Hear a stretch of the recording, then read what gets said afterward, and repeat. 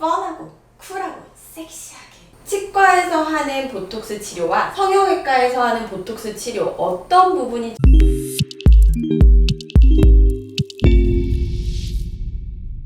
안녕하세요 주주 여러분, 오늘은 보톡스에 대해서 이야기 나눠볼게요. 요즘은 정말 남자분 여자분 할 것 없이 많은 분들이 보톡스를 맞고 계세요. 그런데 이 보톡스 어디에 가서 치료를 받아야 할까요? 치과에서도 그 보톡스 시술이 가능하다는 사실 알고 계셨나요? 얼굴에 있는 혈관이나 근육 또 신경 이런 부분들은 치과 의사 선생님들께서 조금 더 잘 아실 수 있으시거든요. 그래서 오늘은 치과 의사 선생님인 이장욱 원장님과 함께 이야기 나눠보도록 하겠습니다. 원장님 인사해주세요. 안녕하세요. 네, 안녕하세요. 네, 안녕하세요.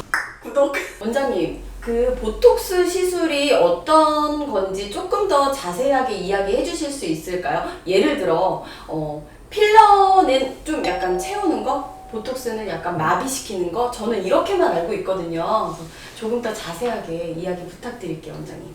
정확히 알고 계시듯이 이제 보톡스는 이제 근육에 놓아서 근육이 이제 마비되고, 만약 그게 표정 근육이라고 한다 그러면 근육이 표정을 쓰지 않도록 이제 해주는 걸 보톡스 시술이라고 한다 그러면, 필러는 이제 뭐 얼굴에서 보면 얼굴이 파였거나 흉터 때문에 꺼진 부분이 있다고 하면 거기에 이제 채우면 뭐 부풀어 오르거나 아니면 이제 평평하게 만들어주는 시술이라고 볼 수 있습니다. 좋아요.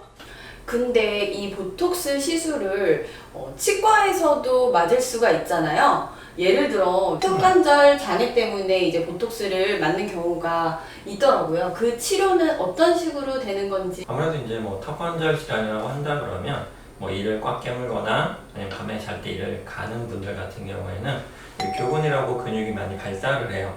그러면 그 근육이 세지니까 관절도 더 무리가 가고, 그래서 이제 이 근육에다가 저희가 보톡스를 놓으면 근육이 좀 정상적으로 약해지니까 이를 좀 덜 갈게 되고 관절에 무리가 덜 가해지면서 이제 좀 증상이 완화되는 거죠. 사실 저도 그 턱관절 장애가 있거든요. 그래서 저는 턱관절 장애를 치료하기 위해서 치과에서 그 턱관절 레이저 치료를 받기도 하는데요. 잠을 이렇게 좀 자고 일어났을 때 너무 꽉 물어가지고 그런지 아침에 일어나면 굉장히 뻐근한 느낌? 이런 증상이 굉장히 많았을 때 그 보톡스 치료를 받고 나서 저는 굉장히 많이 호전된 케이스예요. 그래서 자고 일어나면 약간 개운한, 턱관절이 심하게 되면 사실 이 승모근, 두통, 편두통, 그래서 저 타이레놀 굉장히 많이 먹고. 구독! 치과에서 하는 보톡스 치료와 성형외과에서 하는 보톡스 치료 어떤 부분이 좀 다른지 이야기 해주세요.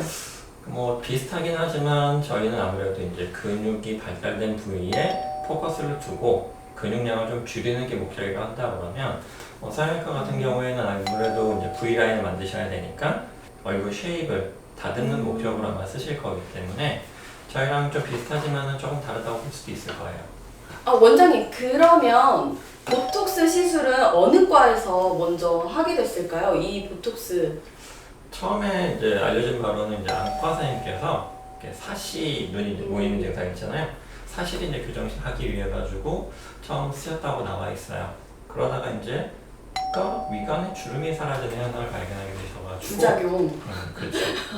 그래서 주름이 펴지니까 그때부터 저희가 이제 알고 있는 보톡스 역사가 시작됐다고 보시면 돼요. 보톡스를 쓰고 그런 부작용도 우리가 이제 경험을 하게 됐는데, 성형외과나 이제 피과 선생님께서 이제 그 부분을 또 캐치하셔가지고 V라인을 만드는 데도 쓰시고, 또 하다 보니까 종아리 근육도 좀 줄이고, 뭐 신부들 어깨 라인도 잡아주고 이런 여러 가지 여러 가지 부분들을 이제 쓰고 계시는 거죠. 그래서 저는 예전에 그 인상을 좀 덜 쓰게 하기 위해서 보톡스 치료를 한번 받은 적이 있는데, 정말 눈썹이 사무라이처럼, 아마 경험들 다들 있으실 거예요. 우리 주지님들도 눈썹이 사무라이처럼 이렇게 막 올라가고 약간 주변에서 화났냐고 그런 이야기 많이 들었는데, 그때 이제 원장님이 여기에 보톡스 그쵸? 잘못 나가지고 그래 뭐 이런 이야기 해주셨었거든요. 그리고 나서 이제 저 교정해가지고 또 며칠 뒤에 바로 내려가기는 했지만 너무 깜짝 놀랐던 그런 경험이 있어요.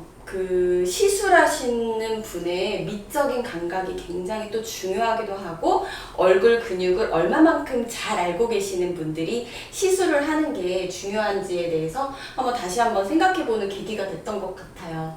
좋아요. 아무래도 케이스 바이 케이스죠.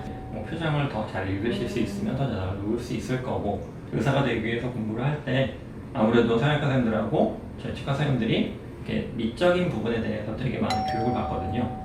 네. 그래서 이제 뭐 성형외과 선생님 아니면 저희 쪽 뭐 다 잘하시는 분은 잘하지 않을까 싶습니다.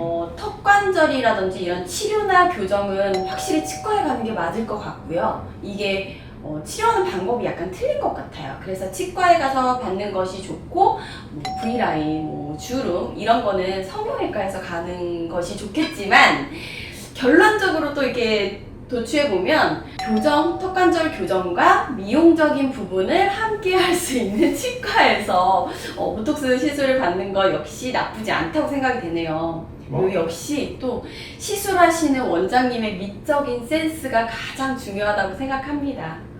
구독!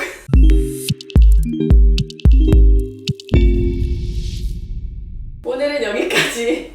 주님들 안녕.